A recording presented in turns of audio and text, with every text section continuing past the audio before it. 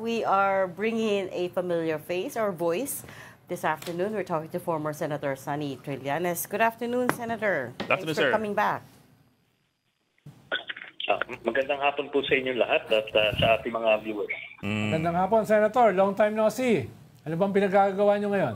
Opo. Ayun. Ano lang? May dinimanda. Meron tayong ginawa kanina. Yes. Well, sir, we just have broad strokes dun sa case na final ninyo. Could you give us details? I understand you're saying na 7 billion pesos po yung mga kontrata na kuha ng CLTG in Alfrego nung panahon ni Duterte. And that's why you're filing plunder charges among others. Pero ano po yung specifics? What do you intend to prove in your case? Okay, ito nga po, no? Ang nag-file tayo ng plunder case laban kay Duterte at Bongo tungkol dun sa maanumalyang 7 billion pesos worth of infrastructure projects na inaward ni Duterte at ni Bongo sa tatay at kapatid ni Bongo. So ang contractor nila ay yung tatay at kapatid ni Bongo. So since 2008, nung mayor pa si Duterte, hanggang 2023, umabot ng 200 contracts ang naibigay nila sa tatay at kapatid ni Bongo. So sila yung contractor. Kumbaga sila yung diskaya nung mga Duterte nung nasa Davao sila. Ngayon, itong mga ito ay clear violations ng plunder law at iba pang batas, yung Anti-Graft and Corrupt Practices Act, yung Code of Conduct and Ethical Standards. So marami siyang batas na violate. At ito po, itong CLTG, for example, may ano rin ito, meron ting joint venture projects ito with the Diskaya corporations na umaabot ng mga 900 million pesos. So, yan po ang ilan sa mga detalye nun. Pero sir, specific... Senator, sabi ni Senator Bongo, rehash daw yan. Saka bakit daw hindi mo na lang filean yung mga campaign contributors mo yata. I'm not sure kung he's referring to your campaign contributors. Yan ang sabi niya, ni-rehash daw yan. Kung meron siyang sinasabing ginawa kong krimen, hindi filean din niya ako ng kaso. Ako, ito po, no? Bakit siya yung pinailan ko ng kaso? Kasi itong mga dokumentong nakalat ko po, galing po ito ng COA at DPWH, SEC, mga official documents to na nakuha ko nung ako po ay senador pa lang. Kaya kinulate ko na ito at sinabi ko publicly, sabi ko, kakasuhan ko itong mga to pag natanggal na sila wala na sila sa poder. Kaya, kasi alam kong poproteksyonan sila. However, si Martires, yung kanilang ombudsman, this year lang natapos. Kaya, ngayon ko lang i-final sa ombudsman. Yun po ang dahilan kung bakit ko to final ngayon. Pero titignan nyo, ito yung lapat na lapat dito sa mga issue ngayon. Kung ngayon ang pumuputok yung mga diskaya, pero ito ngayon, no, mas maliwanag to, diretso talaga sa bituka ni Bongo kasi tatay at kapatid niya eh. Hindi siya pwede makapagdrama na hindi na alam yung ginagawa ng tatay at kapatid niya. Ay, hindi naman pwedeng maloloko tayo ng ganon. Tapos, yung sinasabi niyang may negosyo daw wala daw siyang pakialam sa negosyo ng tatay at kapatid niya. Pero, nakalagay sa batas, pagka within your sphere of influence, yung bawal pumasok yung negosyo ng kamag-anak mo. Sana sinabi niya, nung presidente na si Duterte, siya yung special assistant to the president, sinabihan niya yung tatay niya at kapatid niya na huwag kayong magnegosyo sa gobyerno. Sa private sector kayo magnegosyo kasi conflict yan sa akin, bawal yan. Kaso hindi, precisely. Hello? Yes. Senator, If I'm not mistaken, in 2021, you also filed a separate plunder case against Senator Bongo over similar issues. Am I correct? Na-file ba yun? Final ko po ito nung 2024 sa DOJ. For case build-up, kasi nga nakaupo pa si Martires na talagang protector nila. But in 20... Ngayon, nawala na si Martires, pinail ko na to at dinagdagan ko na yung mga additional contracts na nakuha nila nung the past few years. Yes. But in 2021, you also alleged that they awarded 6.6 billion pesos worth of contracts to Senator Bongo's brother and father. Did you actually go ahead and file that case, or ito na yun? Yung pareho ba ito dun sa 6.6 billion case from 2021, or this is different? Okay. Ito po, nung time na yon 6.6 pa lang kasi yun yung nakalap kong mga dokumento hanggang 2018. Okay? Kaya umabot ng 7 billion kasi nadagdagan pa. Kahit na ni-raise ko na tong issue na ito, nakakuha pa sila ng more than 300 million na contracts, kaya nga umabot ng 7 billion na ngayon. Ito, ni-raise ko po ito sa media, pero alam kong hindi uusad ang kaso for as long as they are in power. But I am raising it just the same para ma-aware naman yung mga tao na grabe mangurakot itong mga taong ito. Kaso nung time na yon, pero siyempre, di ba, marami pa silang nabubudol, ayaw nila maniwala sa akin. O sige, antayin ko kayong mawala na talaga sa poder, mawala yung mga protector ninyo, at doon ko ipafile para may tsansang umusad yung kaso. At ngayon na nga yung opportune time kasi bago lang natanggal si Martires. Ito po yun. Senator, nag-press con po si Senator Bongo at bumanat siya sa inyo na you're barking up the wrong tree. At ang sabi niya, dapat tugisin nyo yung mga tunay na plunderers, yung tunay na mga korap. Ano bang reaction niyo doon? Ano bang naisipahiwatig ni Senator Bongo nung sinabi niya yon? Ito na nga, siya na nga yung tinutugis ko kasi siya yung mastermind eh. Si Yusek Bernardo, siya ang nagtalaga nito. As undersecretary, nakita mo siya yung central figure doon sa buong sindikato. Si Bongo ang naglagay niyan dyan. Di ba? Tapos, ito mga diskaya, by their own admission, 2016 sila lumago. At ang sinabi sa akin ni Mayor Vico Soto, ang nasa likod ng mga diskaya sa pag-asenso nila ay si Bongo. So, tama siya. Tama si Bongo na ang habulin ko yung mastermind. Precisely, kaya ko siya hinahabol kasi siya yung mastermind. Okay. Sir, just to be clear, are you alleging conflict of interest lang, or are you alleging that there were also anomalies in the way or the manner by which the contracts were awarded to CLTG and Alfrego? Plunder. Plunder eh. Plunder, pero I get what Ed's point is. Iba yung conflict of interest. Ito po, ito po yan. Yung conflict of interest kasi, halos administrative siya. Pag tinitignan nyo, parang natitrivialize. Pero ito po, okay. Kung okay, i-assume na lang natin na totoo yung sinasabi ni Bongo na wala namang mali dito.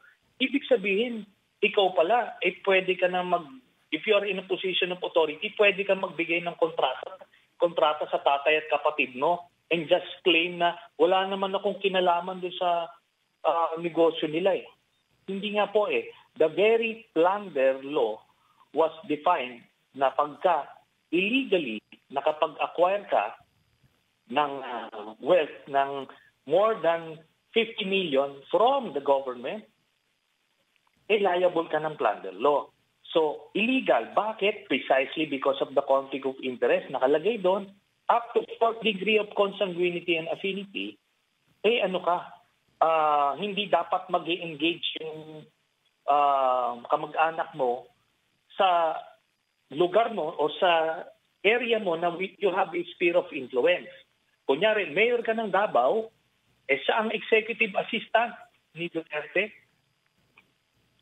Dapat yung kaanak mo, tatay mo, kapatid mo na kontraktor, doon mo sila pinagnegosyo sa Visayas o sa Luzon.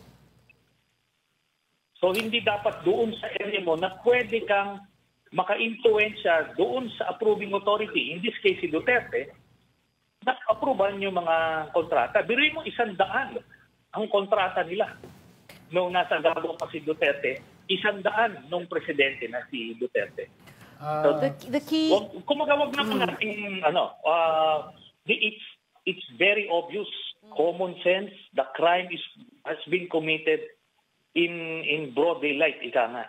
But I think it'll be a challenge for you to prove that, Senator Trillanes, because the key word in what you just said is binigay. Sila ba yung nagbigay? And he has said before, did I benefit and did I exert influence over these awards, over these contracts, right? So how will you prove that? I have the contracts Kumaga, ang mayor si Duterte, tapos remember, nung panahon ng Duterte, nung mayor pa si Duterte, LGU ang nag-award.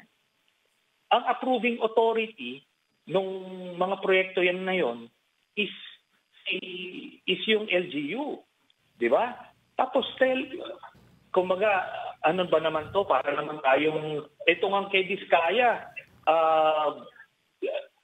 maraming mga politiko na connect. Wala kang makikita on paper, pero nakadikit na sila doon. Ito pa, tatay mo at kapatid mo. Come on, huwag naman tayo magbulag-bulagan. Imbis na makakatulong tayong ilinisin yung ganitong sistema, binibigyan pa natin siya ng way out. Basta isipin na lang natin, yung argument niya na okay lang ito, sige nga, subukan natin yung mga mayor, governor, congressman, DPWH secretary, even the president would start giving out contracts sa taxes kapatid nila. Tell me kung okay yun. So now you're talking about the cases that go all the way back to 2007. I just saw the full plunder complaint. Hanggang all the way back to 2007. Hanggang, Okay. So before pa he became Senator, president. 2023. Senator, ang posisyon dyan lagi ni Senator Bongo, rehash nga daw. So, kung sinasabi niyang rehash, ibig sabihin na-tackle na siya sa, whether sa prosecutor's level o sa korte. Meron bang ganon? Yun ang implication ng salitang yun It's rehashed. Pwedeng i-rehash lang ng media, pero hindi pwedeng sabing rehash yun Kung inulit lang yung report. Okay. May natatandaan ba kayo na pinail na kaso at dinismiss? Okay, ganito po. Una ko itong nilabas na issue sa media nung nakuha ko yung mga dokumento, mga 2021. Nilabas ko, pero sinabi ko, hindi ko ito ipafile kasi ang ombudsman kakampi nila. Hindi uusa dito. So, nirehas sa publiko yung issue. Pero finail ko to last year sa DOJ. Anong ginawa nung prosecutor general na tao nila? Pinasa dun sa kay Martires. Tapos ang ginawa ni Martires, without even investigating, sinabi niya kulang daw, kaya sinet aside niya. Pero without prejudice, sa refiling. Ito na ngayon. Nire-refile ko ngayon. With the additional 300 million, pero hindi to dumaan sa proseso na yan. At ganito na lang, itong assertion ni Bongo na rehas ito, hindi yan ang isulat niya sa counter affidavit niya na rehas ito. Tignan natin kung mag-i-stand yan. He cannot even defend kung bakit atay at kapatid niya ay nakakuha ng government contracts worth 7 billion doon sa area kung nasaan meron siyang influensya. Yun po. Ano daw yung kakulangan kung bakit in-archive ng ni Samuel Martires? Ano daw yung kulang? Bakit tinabi? Yun na nga Bakit napaka-obvious nun? Kasi tao nila si Martires. Ganun lang yun. O yun din ang reason kung bakit ayaw ni Martires ibigay yung mga salary nila. Bakit? Anong kulang? Wala. Kasi nga protectors. Gano'n lang po yun. Oh. Ngayon, we have a new ombudsman. Kaya nga sinasabi ko ho sa inyo, on its face na lang, napaka-obvious yung crime dito. This cannot be legal. Bakit natin binibigyan siya ng way out? Bakit natin binibigyan siya ng benefit of the doubt? Diba? Hindi to pwede gawin. Basahin niyo yung plunder law. This is the very definition of plunder law. Hindi ka pwede mag-benefit privately from illegal, or accumulate ng ill-gotten wealth at the expense of government. Senator? Hindi pwede nag-beneficio yung pamilya niya. Senator, on a different note, Senator, no? Dati kasi ay meron ka pang ibang mga binabanatan. May plano ka bang magsampa pa ng iba pang kaso sa ombudsman tungkol dito sa dati mo pang mga binabanatan? Halimbawa, yung 51 billion na nakuha ni Pulongs para sa kanyang distrito in less than 3 years, no? Halimbawa, itong dati mo pang sinasabi na bank account ni Sara Duterte, no, na pwede mo namang pabuksan sa ombudsman theoretically. Nasabi mo may mga pera in the hundreds of millions na pumasok galing sa mga drug lords, pogo lords, and other lords, etc., etc. May bala ka ba, Senator, na mag-file din in relation dito sa mga dati mo nang sinasabi at dati mo nang binabanatan sa ombudsman? Opo, meron. Yun pong frigate scam na ipinail ko sa DOJ for case build-up dahil nga si Martires pa nakaupo, i-refile ko yan sa ombudsman na para umusad na finally. O kompleto rin yung ebidensya ko dyan. Kompleto yung mga dokumento dyan. Tapos itong, sa pagkakaalam ko, itong confidential funds ni Sara Duterte, ang magpa-file niyan, yung mga civil society organizations, at doon sa kaso na yon, pag na-violence si Sara Duterte, pwede na nilang gamitin yon as a predicate crime para ma-request sa AMLAC ng ombudsman yung mga records, yung mga sinasabi ko noon pa, at baka may ma-discover pa silang billion pa na pera doon. Okay? So, yan po. Ako ganito naman ho. Remember, wala na po ako. I'm a private citizen. I have limited access sa mga official records. Pero kung magkakaroon lang ako ng records dito kay Pulong, kung wala silang mag-i-inspect doon sa Davao, gagawin ko yun at ako ang magpapile mismo. Di ba? Kung wala na silang mahanap na maggagawa ng mga yan, gagawin ko yan. Sir, I will go back to yung plunder case na final po ninyo. But keep in mind, sir, we are not belittling yung issue ng conflict of interest. My question has to do with whether or not you intend to make conflict of interest your central argument in the plunder case. Or do you intend to prove other things, like, for example, whether there were irregularities or anomalies within the bidding contract itself or the awarding of the contracts themselves? The crux of the whole case would be on the conflict of interest. Kasi nga, bawal kang magbigay ng kontrata sa tatay at kapatid mo. Okay. Ngayon, alam natin na si Bongo at Duterte magkadugtong ang bitukan yan. Hindi pwedeng sabihin ni Bongo na wala sa influensya kay Duterte kasi nakita na natin yan. Yan po yan. Ngayon, may mga iba pang mga violations, yung mga incomplete pero nabayaran, lumagpas sila sa deadline ng kanilang completion. Yung mga yan, mga additional cases yan. Tapos, ito yan. Yung district engineer sa mga lugar na yan, noong mga panahon na yan, sila ngayon ang magiging testigo dyan. Kung hindi, sila ngayon ay kasama sa kaso. Well, sir, I'm reading RA 3019, yung anti-graft law. I think your references are in Section 3H and 3I and Section 5, particularly corrupt practices of public Anti-Corrupt officers. Practices Act.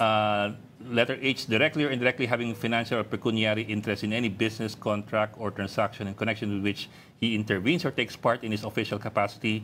That's 3H. And Section 5, prohibition on certain relatives. It shall be unlawful for the spouse or for any relative by consanguinity or affinity within the third civil degree of the President, the VP, the President of the Senate, and the Speaker of the House to intervene directly or indirectly in any business, transaction, contract, application of the government. So, are these the particular or the specific provisions you're looking at? Yes. Pero doon kasi sa malaki tayo nakapokus doon sa plunder law. So yung accumulation ng more than 50 million pagka nakuha mo yan illegally through this expense of government, liable ka na ng plunder. So doon natin yan. All the others, pati yung yung Code of Conduct and Ethical Standards, yan, yung Anti-Graft and Corrupt Practices Act, marami silang makukuha ditong violations. O isa pang violation, yung LPG and Alfrego Builders, ito yung sa tatay at kapatid na contractors, undercapitalized yan. So bawal silang magkaroon ng mga malalaking proyekto more than 20 million. So wala rin silang license na AAA at the time. So bilang license sila. So ang ginawa nila, nag-joint venture sila with the Vizcaya, AAA. So yan. So yung conspiracy na yan, ano? Pero sa lahat ng kontrata, ang nakapirma yung tatay at kapatid ni Bongo. So supposed to be junior partner sila sa joint venture, pero sila yung pumipirma. So ibig sabihin talagang sila yung dito, prime movers dito at nagpapahiram na lang ng lisensya yung mga Vizcaya. So makikita mo rito talagang lahat ng mga anomalies na nire-raise ngayon, ginagawa na nila noong pa. Kaya nga nung nasa pwesto na sila, sinet up na nila yung sindikato at ang nasa gitna ng lahat niyan ay si Bongo. So siya yung mastermind niyan, siya yung kumaga nasa likod niyan. Kaya tignan niyo rin yung mga testigo. Si Vizcaya, itong mga DPWH officials, makikita nyo, hindi mini-mention yung 2016 to 2022. Lahat 2022 to 2025 lang. So, sino nasa likod niyan? Si Bongo. Okay. Per your complaints, Pwede bang kumambyo? per your complaint, Senator, Alfrego Builders was also involved in 5 flood control projects in Davao del Sur. I wonder if nakapag-investigate kayo doon. Do you know what happened to those flood control projects? Were they delivered? Were they completed? What's the status? Do you know? Alam niyo kung senador pa ako ngayon, yun ang ginagawa ko dapat din. Alam mo yan siya, sila Bongo, dapat kayong gumagawa niyan. Because when I was in the Senate, ganun ang ginawa ko. Lahat ng inallege ko, sinasuhan ko. Ako nagkalap ng ebidensya at sinailang ko sila, whether dito man o sa ICC o kung saan. Hindi pwedeng privilege speech lang yan. Diba? If you have something against anyone, you have your staff, you have your resources, do the investigative work. Yun. Ano po, Cambio? Sir? Pwede bang change topic? Change topic, sige. Tatanong ko lang yung kasi naging controversial recently yung na baka daw tanggalan ng pension yung mga retired military officers and dating mga PMAL na nagki-criticize dito sa mga sumasama sa anti-corruption advocacies. Ano po yung masasabi niyo? Baka meron kayong kwento sa amin related to that. Ano po yan, Una-una, lahat po ng retirees, covered pa rin sila ng Articles of War. May specific provision doon na pwede silang i-recall, pwede silang tanggalan ng pension for violations of Articles of War. Kaya prerogative po yan ng Defense Department kung ipopursue nila yung ganyan. But it should be an enough warning dun sa mga retirees dyan na sila, bordering on sedition. Wala namang hindi naman pinagbabawalan mag-express sila ng kanilang opinion, pero pag nananawagan na ng pagpatalsik ng gobyerno, may consequence yan. Kagaya nung sa akin, when I did that, kulong ka. So, kailangan prepared din yung mga retirees. Once they have crossed the line, prepared kayong matanggalan ng pension o kaya makulong. Ganun po yun.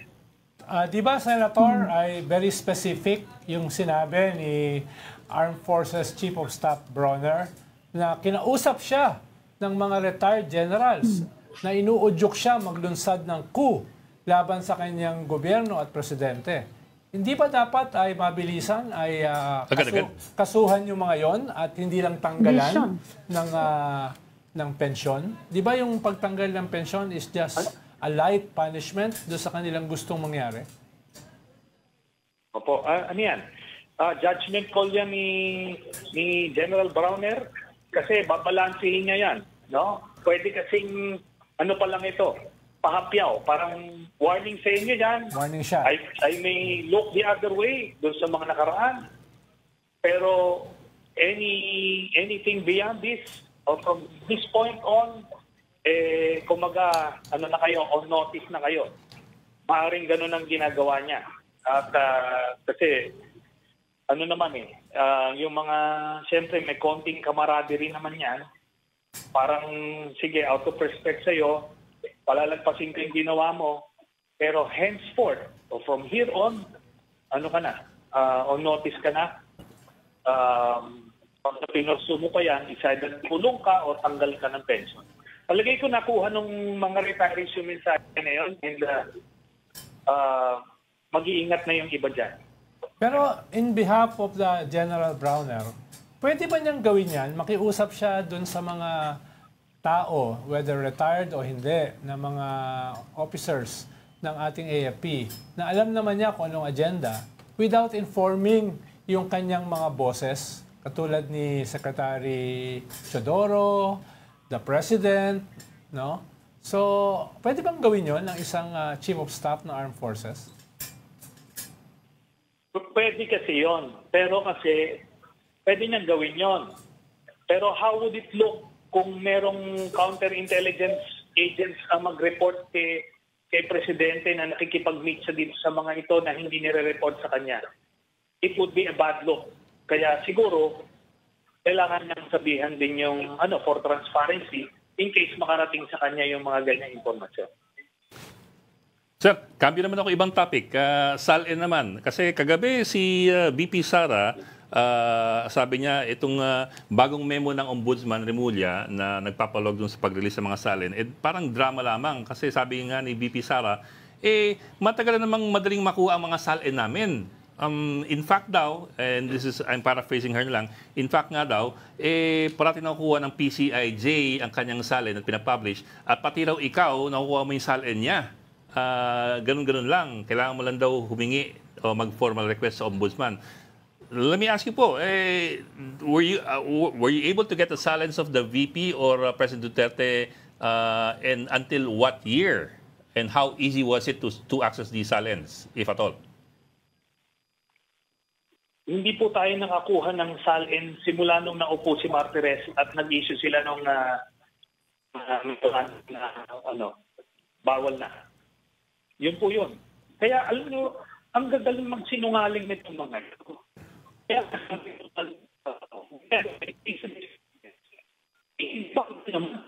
sir, we're losing you, sir. Sorry. Hindi naman na... Sir, you're choppy, sir. Can you repeat? Yes, sir. Okay. Go, sir. Hindi po nakakuha ng SALN nila Duterte simula nung naupo si Martires. Mm-hmm. Kasi spiritual niya. So kung sinasabi ng Duterte, every time they say those things, napaka-komportable sa kanila magsinungaling. Pero na India, hindi pa naman tayo. kailangan, ako, I need to say these things. Hindi, it's an outright lie. Whenever they say these things, dapat yung report, sabihin, no ma'am, that's a lie. Hindi nakakakuha nun. That's the only time magtatanda ito mga to kasi they spread out these lies. Parang normal na lang. It's as easy as breathing. Ngayon yung cult followers nila, talagang nilulunok naman yun na parang, totoo pala, ganito. Kung naman, di ba? Well, actually, sir, when that came out last night, I checked with the PCIJ. Kasi she kept repeating the PCIJ. And PCIJ officers told me the last time they were able to get SALNs of President Duterte and then Mayor Sara were in 2017 pa. That was 8 years ago. And after that, wala Yun na nga po. And that's the time na nakaupo si Martires. Martires. Yun lang po yun. It's not a coincidence. It was by design. Pinoteksyonan sila. Oh. Yan po. Senator, balikan ko lang yung pension. Tinanggalan ba kayo ng pension nung nag-mutiny kayo? Hindi lang po yan. Kinulong po ako. Diba?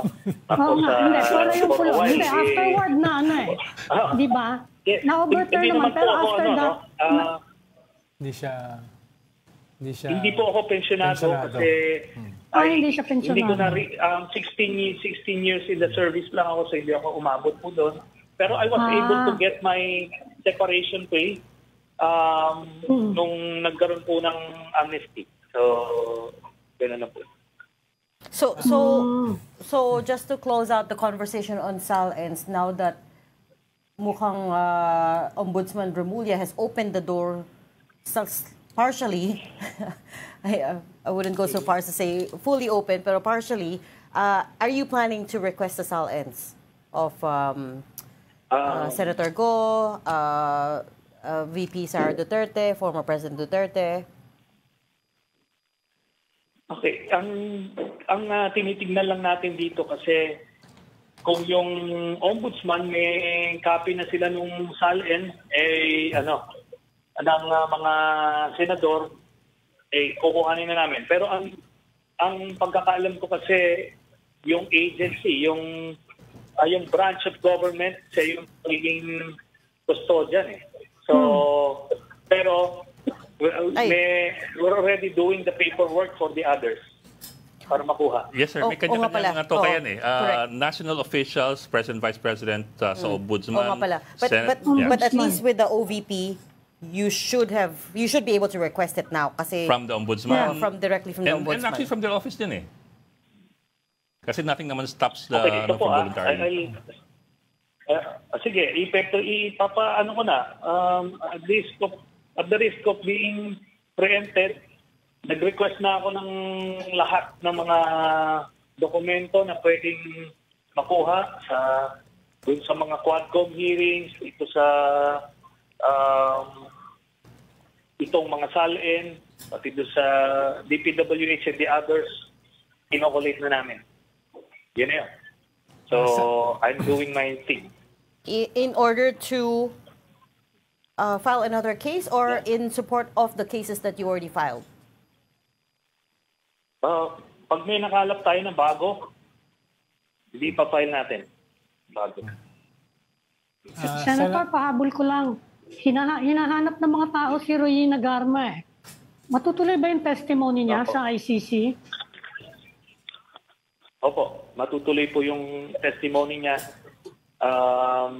Nandoon na po siya sa kanyang final destination at hindi na siya maapektuhan ng red notice kasi yung ICC mismo ang magpapatanggal niyan sa Interpol. Senator, in relation dyan sa ICC, nabanggit nyo more than a month ago na ang i-issuehan posible ng international warrant ng ICC ay si Senators Bongo at saka si Senator Bato. Ganun pa rin ba yung inyong pagbasa? Sabihin na lang natin na base sa nakalap natin informasyon, si Bato yung mauuna. At waiting game na yan. Waiting game na yan. So, si Bongo naman, baka next year. Baka early next year. So you mean si Di Bato sabay. baka this year? This year. Basta't waiting game. Sabihin na natin. Hindi niya sasabihin kailan Kasi- dahil baka ako saan pumunta. Oh. So, Senator, si Roy Nagarma is in ICC custody or under safekeeping ng ICC? Not necessarily. Not necessarily. Basta meron silang witness protection program na tinatawag na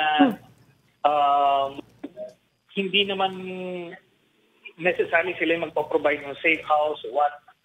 Basta tine-check nila yung situation mo. So they will have a constant communication with you para makita nila. Kung kailangan ka, i-relocate ka.